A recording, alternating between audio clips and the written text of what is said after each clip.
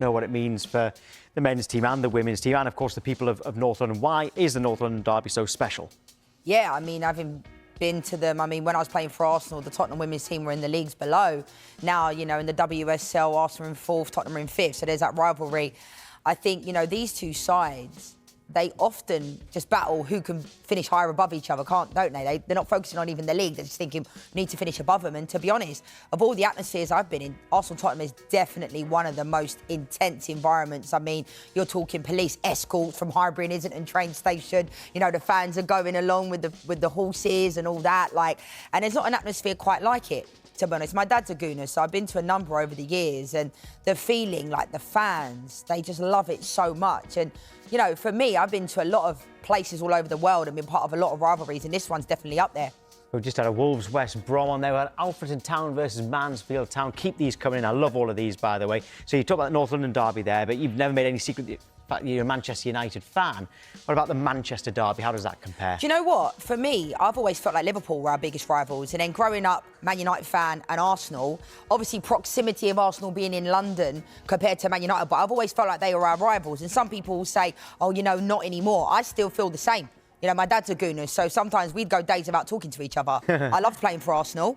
I spent 12 amazing years at that football club, but I, you know, breathe, wear my heart on my sleeve, eat, sleep, breathe Manchester United. So when I look at rivalries, I think because Manchester City have only kind of become that way in the last 10 years, maybe if I lived in Manchester, I might feel a little bit differently, but I've always felt like Liverpool were more of our rivals. And I've always felt like Arsenal, you know, growing up with the battles that Arsenal and Man United had with Arsene Wenger and Sir Alex and Vieira and Keane and those types of eras, they were my favourite times. But I think, you know, when I look at globally, you know, I played at Juventus, Torino. They were unbelievable. I lived in Cyprus where, you know, Apollon are playing Apoel when the games are getting abandoned because fans are throwing flames on the pitch.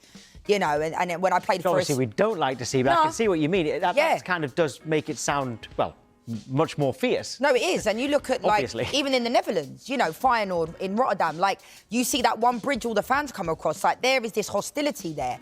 And I think when you look at, like, when I played for Espanyol, I used to want to go and watch Barcelona play, and I made the mistake of posting a picture of myself at Camp Nou, and it was like, oh, I completely forgot that was an Espanyol, because obviously it was during the time when Busquets, Messi, you know, and Iniesta were at Barca. I wanted to go to every single game.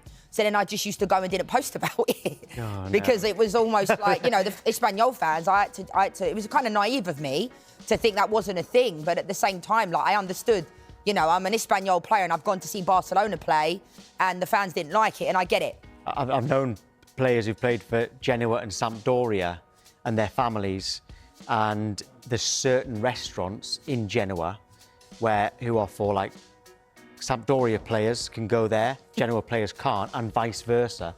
When they first go there, they often make the mistake of doing that. So it's fierce all around the world, isn't it? There's a few there. I've seen some in Newcastle for quite a few people. There's one on the screen now. Loads for Portsmouth and Southampton as well. And Old Firm, definitely. Loads for the Old Firm. We know how fierce that is. But what actually makes a derby stand out from the rest? You've talked there about police escorts. Because from a fan's point of view, it's that as soon as the fixtures come out, you look for it, and you either look forward, stroke dread it for weeks, maybe even months in advance of that game. They are special, aren't they? Yeah, and it also depends on how well the team's doing in the league, doesn't it? I mean, Manchester United of late, even when they've been underperforming, they seem to do well at the Etihad. They seem to do OK against Manchester City when I least would like to play against them. Do you know what I mean? I'm like, oh, I wish we weren't playing against them this weekend. Liverpool a few weeks ago as well. Yeah, absolutely. Like, I predicted on this show, didn't I, with you? I said to the fan, we're going to win head and heart. I can't back against Man United. I'm not biased, but I feel like to sit on here and say, oh, you know, we're going to lose against Liverpool, that goes against what I believe in. But I think what makes a good rivalry and a good feeling is sometimes proximity. But then again, you look at Everton-Liverpool, they've almost had a friendly rivalry over the years, haven't they? Their households are split. We've seen at Anfield where fans of Everton are sitting in the stands with. Do you remember there was that time where they all it was shared? I think the friendly derby was how it was once. And I don't think it's like that anymore, but I kind of like that because there are households that are split. There are some people that support Arsenal and Tottenham, but it's like a religion, isn't it? You know, my dad supports Arsenal and they're like, Jeff, how did this even happen? That she supports Man United, but my uncle took me to a Man United game when I was 5. I fell in love with Eric Cantona. The rest is history. Yeah. They tried to change me at Arsenal all the time. I used to clean like Mark Overmars' boots, Dennis Bergkamp, is my favourite player ever outside of Man United, apart from Cristiano Ronaldo, as you know. But yeah, like, they used to try and change me all the time, meet the players, but you can't change your team. And any ex-player will tell you, like, people say to me, I'd love to have ended my career at Man United, Tom. They announced they had a women's team the day I signed for Juventus. I'd have loved to have ended my career. I used to have dreams of playing at Old Trafford and playing for Man United, and they never had a women's team then. So, but a lot of male players support teams.